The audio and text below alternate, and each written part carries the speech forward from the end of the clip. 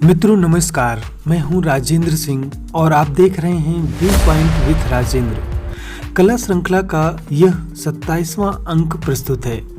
मित्रों, UP TGT के syllabus में राजस्थानी चित्रकला शैली के अंतर्गत सिर्फ 4 शैलियों यानी बूंदी, कोटा, किशनगढ़ और जयपुर का ही उल्लेख है, जबकि परीक्षा में प्रश्न राजस्थान की सभी शैलियों से पूछे जाते हैं। इसलिए आज हम राजस्थान की अन्य सभी चित्र शैलियों के बारे में जानेंगे। मित्रों, चैनल को लाइक, सब्सक्राइब और शेयर जरूर करें। तो फिर आइए जानते हैं राजस्थान की अन्य चित्र शैलियों के बारे में। राजस्थानी चित्रकला की 4 प्रमुख शैलियां हैं: मेवाड़ शैली, मारवाड़ शैली, हड़ौती शैली और ढूंढाड़ शैली। इन चारों शैलियों की कई उप शैलियां हैं, जैसे मेवाड़ में उदयपुर, देवगढ़, नाथद्वार और चावंड। इसी प्रकार मारवाड़ में जोधपुर, बीकानेर, किशनगढ़, अजमेर, नागौर, जैसलमेर आदि। हड़ौती में कोटा, बूंदी, झालावाड़, दुगारी आदि। और ढूंढाड़ शैली में जयपुर, अलवर, उनियारा, शेखावटी, आमेर और करौली आदि।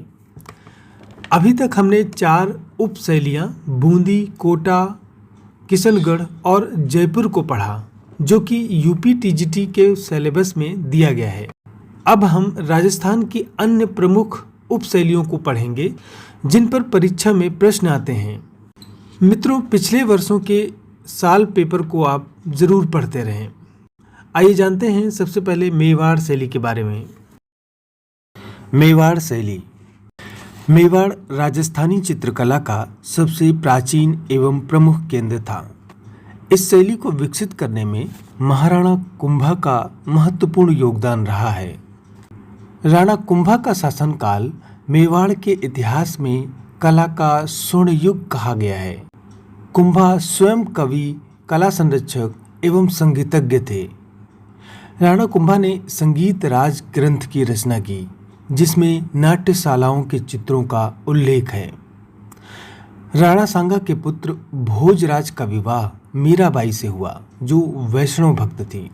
महाराणा कुंभा के समय में गीत गोविंद, बाल गोपाल स्तुति एवं रसिकाष्ट ग्रंथों की रचना हुई।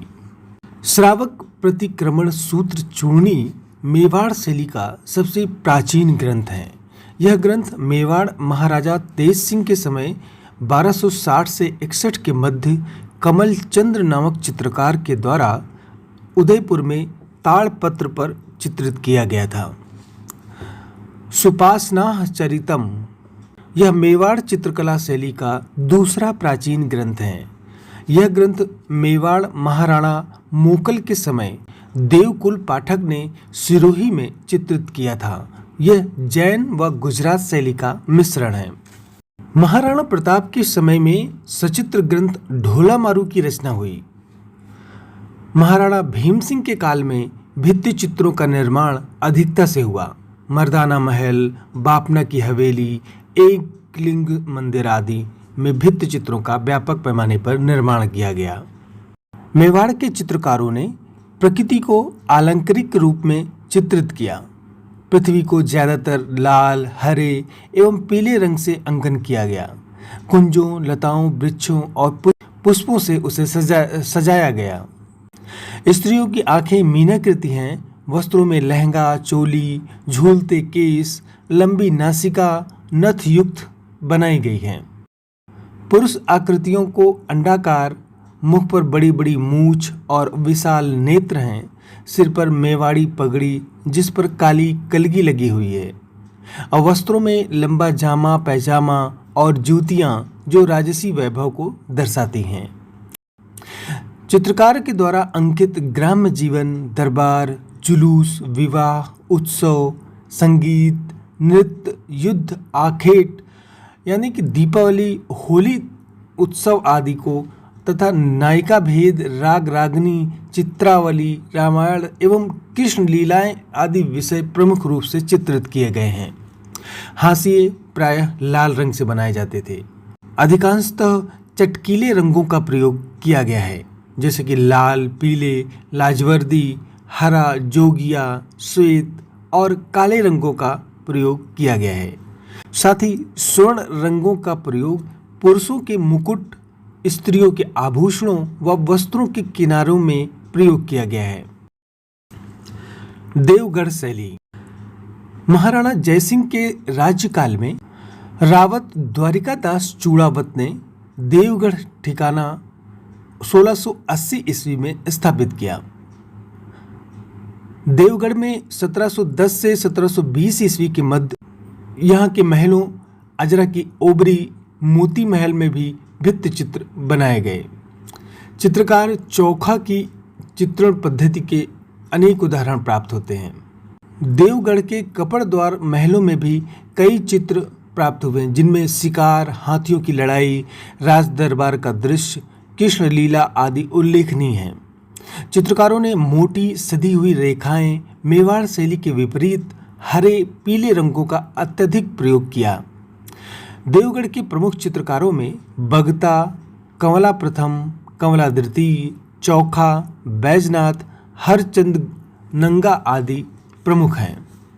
बगता के जो प्रमुख चित्र हैं वो इस प्रकार हैं कि कुंवर अनूप सिंह द्वारा सुअर का शिकार करते हुए, रावत गोकुलदास घोड़े पर सवार हैं और सूर्य पूजा का चित्र प्राप्त होता है। नाथ द्वारा शैली। उदयपुर से 5 मील उत्तर दिशा में घने पहाड़ों के मध्य इस संस्कृति का केंद्र था। औरंगजेब द्वारा मथुरा के मंदिरों को तोड़े जाने के आतंक के भय से गोवर्धन पर्वत पर स्थित बल्लभ संप्रदाय वालों के प्रमुख मंदिर श्रीनाथ जी के विग्रह को लेकर वहां के गोस्वामी श्री दामोदर जी द्वारा तथा उनके चाचा गोविंद जी 30 सितंबर 1669 को गोवर्धन से निकले और राजस्थान के कई स्थानों में भटकते हुए बाद में मेवाड़ के महाराणा राज सिंह ने इस मूर्ति को सहर्ष स्वीकारा और 10 फरवरी 1672 ईस्वी को सिहाड़ गांव में एक भव्य आयोजन के साथ इसकी स्थापना करवाई। तभी से इस गांव का नाम नाथ द्वार पड़ गया। मथुरा से अनेक चित्रकार भी साथ आ गए जिन्होंने कागज व कपड़े पर श्रीनाथ के विग्रह चित्र बनाए।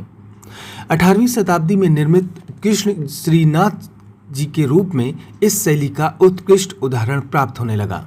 ब्रज एवं मेवाड़ की सांस्कृतिक परंपरा के समन्वय से धीरे धीरे नाथ द्वार शैली का विकास होने लगा। श्रीनाथ जी के स्वरूप के पीछे सज्जा युक्त बड़े आकार के कपड़े पर सजावट की जाती थी जिसे पिछवाई कहा जाता है। पिछवाई नाथ द्वारा शैली की मौलिक देन है। कृष्ण लीलाओं के अनेक चित्रों का अंकन आज भी जारी है। नाथ द्वारा शैली के प्रमुख चित्रकार इस प्रकार हैं: नारायण, चतुर्भुज, रामलिंग, चंपालाल, घासीराम, तुलसीराम, उदयराम, हीरालाल, विटुल आदि। और कुछ महिला चित्रकारों के नाम आते हैं जैसे कि कमला एवं इलायची। जोधपुर शैली। जोधपुर नगर राठौड़ों की राजधानी रहने के कारण कला एवं संस्कृति का केंद्र भी रहा है। जोधपुर शैली में लगभग 1000 से 1500 ईस्वी तक की चित्रित अनेक जैन पोथियां प्राप्त होती हैं। मारवाड़ शैली के पूर्ण विकास का काल 16वीं से 17वीं सदी का रहा है। राजा सूर सिंह कला प्रेमी शासक था। इसके एक समय में चित्रित ग्रंथ ढोला मारू, रसिक प्रिया तथा भागवत विशेष उल्लेखनीय हैं। महाराजा भीम सिंह के समय व्यक्ति चित्र व दरबार एवं जुलूस के चित्र अधिक बने। दशहरा दरबार जोधपुर शैली का सबसे सुंदर उदाहरण है। मारवाड़ शैली के विषयों में राधा कृष्ण के चित्रों का चित्रण कम हुआ है। चित्रों में महाराजा तथा महारानी ने ही नायक नायिका का स्थान ले लिया। इस शैली के प्रमुख चित्रकार इस प्रकार हैं: वीर जी, नारायणदा, भाटी, अमरदास, शिवदास, किशनदास, कालूराम आदि। मारवाड़ शैली में लाल पीले रंगों का बाहुल्य है। चित्रों के हाशिए भी पीले रंग से बनाए गए हैं। चित्रों में मरु प्रदेश का प्रभाव जैसे कि टीले, छोटे छोटे पौधे, आम के वृक्ष आदि का चित्रण तथा पशुओं में ऊंट, घोड़ा और हिरण का चित्रण किया गया है। बीकानेर शैली। बीका जी द्वारा 1488 ईस्वी में बीकानेर राज्य की स्थापना हुई थी। राय सिंह मुगल दरबार के दो कलाकार उस्ता अली रजा और उस्ता हामिद रुकनुद्दीन को अपने साथ लाए थे। इन्हीं दोनों कलाकारों की कलाकृतियों से बीकानेर शैली का उद्भव हुआ। इस काल की एकमात्र सचित्र पांडुलिपि अपभ्रंश शैली में कालिदास कृत सटीक मेघदूत की मिलती है। राजा गज सिंह के समय बीकानेर राज दरबार में मुख्य चित्रकार थे शाह मोहम्मद। इस समय रागमाला, शिकार के दृश्य तथा राज परिवार के लोगों के चित्र काफ़ी तादाद में बनाए गए। एक चित्र स्त्री बच्चे के साथ खेलते हुए बीकानेर शैली का बेहतरीन उदाहरण है। इस शैली के प्रमुख चित्रकार इस प्रकार हैं: रुकनुद्दीन, साहिबुद्दीन, रहीम खां, नाथू, मुराद, कायम, लुफा, शाह मोहम्मद, रामलाल, ईसा, अली रजा आदि। इस शैली में कोमल रंग योजना होने से चित्रों में सूफियानापन आ गया है। लाल, नीले, हरे रंगों का प्रयोग किया गया है। अधिकांशतः पीले और गुलाबी तथा किनारों पर पीला तथा लाल रंग बीकानेर शैली का सामान्य सी पहचान है। अजमेर शैली 6वीं शताब्दी में अजयपाल चौहान ने अजमेर बसाया था। ख्वाजा मुइनुद्दीन चिश्ती महान सूफी संत हुए, जिन्होंने अजमेर को सूफियाना रंग में रंगकर धार्मिक समन्वय स्थापित किया। अजमेर शैली के सर्वाधिक चित्र कुंवर संग्राम सिंह संग्रहालय में सुरक्षित हैं। चांद नामक कलाकार द्वारा निर्मित राजा पाबूजी अजमेर शैली का सुंदर व्यक्ति चित्र है। प्रमुख कलाकार इस शैली के हैं चांद, तैयब, रामसी भाटी, जालजी, नारायण, मसूदा, माधोजी, अल्लाह बख्श, उसना और साहिबा आदि। नागौर शैली। इस राज्य की स्थापना सपादलक्ष के चौहानों ने की। मारवाड़ शैली के चित्रों से ये प्रभावित रहे। नागौर शैली के लघु चित्र बहुत कम मिलते हैं। यहाँ के चित्र 1700 से 1750 ईस्वी के हैं। चित्रों में गोल चेहरा, छोटी आंखें, लटकती सफ़ेद मूछें, वृद्धों की झुकी कमर, परदास से बनाए गई चेहरे की झुर्रियाँ आदि। नागौर शैली में बुझे हुए रंगों का प्रयोग किया गया है। पारदर्शी वेशभूषा नागौर शैली की निजी विशेषता है। अलवर शैली। राजा राव प्रताप सिंह ने अलवर को स्थापित किया। इनके समय के दो चित्रकार शिव कुमार और डालू राम जयपुर से आए। डालू राम भित्ति चित्रण में दक्ष थे। उन्होंने शीश महल के कलात्मक भित्ति चित्रों का निर्माण किया। कृष्णचरित्र, रामचरित्र, नायिकाएं, दरबार, संगीत आदि विषयों को चित्रित किया गया। अंगड़ाई लेती, कांटा निकालती, श्रृंगार करती नायिकाओं के भावपूर्ण चित्रण किए गए। इस शैली के प्रमुख चित्रकार हैं बलदेव, डालू राम, सालगा, सालिग्राम। महाराजा विनय सिंह को सचित्र पुस्तकों एवं पटचित्रों का अधिक शौक था। उन्होंने दिल्ली से गुलाम अली, आगा मिर्जा दहलवी और नत्था सिंह दरवेश जैसे कलाकारों को बुलाया। रामायण, महाभारत, गीता, गीत गोविंद, गुलिस्ता कुरान, दुर्गा सप्तशती आदि ग्रंथों का सुलेखन एवं चित्रांकन करवाया। शिवदान सिंह जी को कला संगीत में रुचि थी।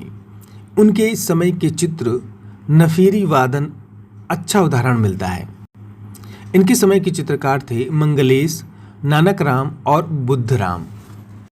राजा मंगल सिंह के समय के प्रसिद्ध चित्रकार मूलचंद तथा उदयराम ने हाथी दांत के फलकों पर सूक्ष्म चित्रण किया। बुद्धराम पशु पक्षियों के चित्रांकन में दक्ष थे। रंगों में चिकने और उज्जवल रंगों के प्रयोग ने चित्रों को आकर्षक बनाया। लाल, हरे और सुनहरी रंगों का प्रयोग हुआ। ज्यादातर चित्रों की विशेषता जयपुर शैली की ही तरह दिखाई देती है। उनियारा शैली। राजा सरदार सिंह ने उनियारा और नगर शहर में सुंदर महल बनवाए। इनके समय के प्रमुख चित्रकार हैं धीमा, मीरबख्श, काशी, राम लखन, भीम आदि। अनेक पोथी चित्रों तथा लघु चित्रों का निर्माण हुआ। बारहमासा, राग रागनी एवं राजाओं के व्यक्तिचित्र बनाए गए। स्त्रियों के चित्रों में चेहरे कोमल भावों, मीनाकार नेत्र, लंबी नासिका, धनुषाकार भौहें, उभरे ऊंट तथा भरे हुए शारीरिक सौंदर्य का निरूपण किया गया। पुरुषों के उभरे नेत्र, लंबी नासिका, छोटी पैनी मूछें बनाई गईं। पशु पक्षियों तथा वनस्पतियों का अंकन किया गया। ऊंट, शेर, घोड़ा और हाथी को दृश्यों में शामिल किया गया। रंगों में स्वर्ण रंग, सफेद व काले रंगों के मिश्रण से अनेक विभिन्न तानों का प्रयोग किया गया। शेखावटी शैली।